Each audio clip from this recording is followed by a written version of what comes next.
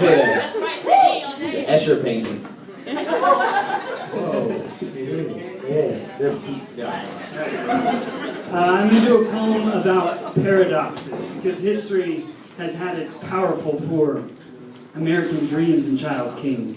But there were a few years when even peasant prophets paled in comparison to one paradox.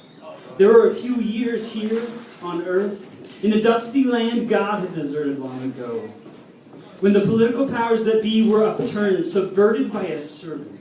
Royalty was made to answer to a bearded homeless man.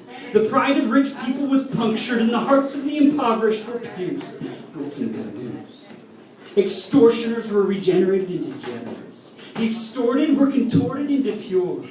Blue collar and white collar worked together so you could wear no collar and still deserve respect.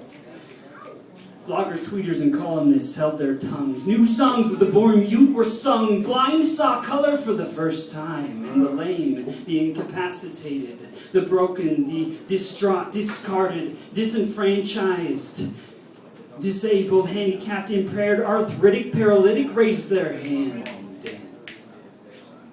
Princes and paupers alike threw everything aside to examine the contents of their souls. Businessmen re-evaluated their goals.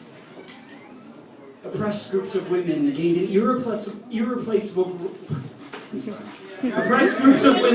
irreplaceable rank in history, and the skeptics, the cynics, even they were intrigued by the mystery of all we ever wanted meets all we ever hated. The claims that God himself could have himself berated into a wrinkled skin, painfully labored forth baby, covered in human fluids, hanging on by the thin threads of a human heart. There was a time when God was born, and for the least of us to make the most of us, to make the most of himself.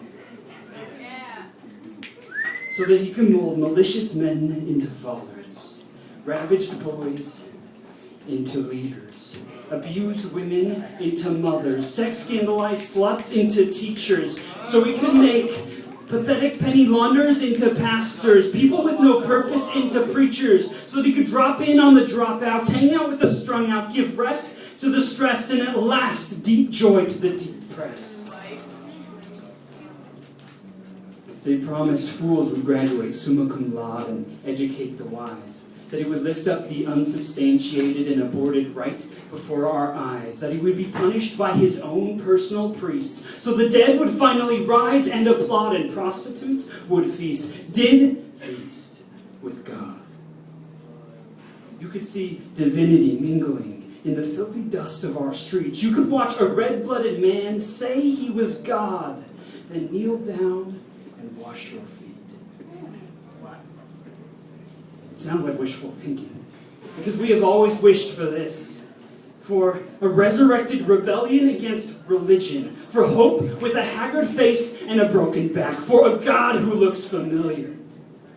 There were a few years here on earth when God looked familiar.